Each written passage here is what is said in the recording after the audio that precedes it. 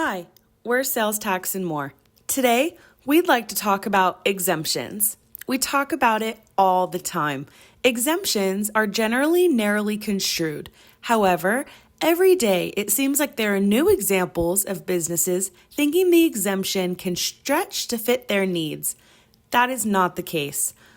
Let's take a look at yet again another example of how stretching the state's exemption guidelines is not the best course of action.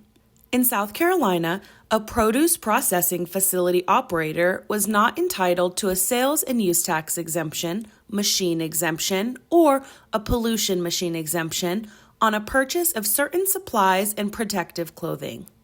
Early in the case, the taxpayer protested the assessment, and the ALJ, administrative law judge, determined the items qualified for said exemption.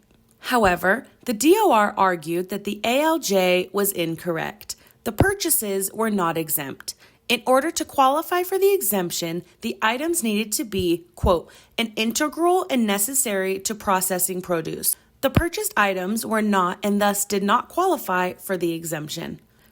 In this case, the taxpayer and the ALJ stretched the state's guidelines to seemingly fit the situation. In most cases, doing so can result in penalty and interest of the tax owed. Read exemptions completely and thoroughly. Do not try to guess or imply what the state means. If you have questions or want to set up a consultation, visit our website, salestaxandmore.com, or reach out at contact@salestaxandmore.com. Thanks for watching.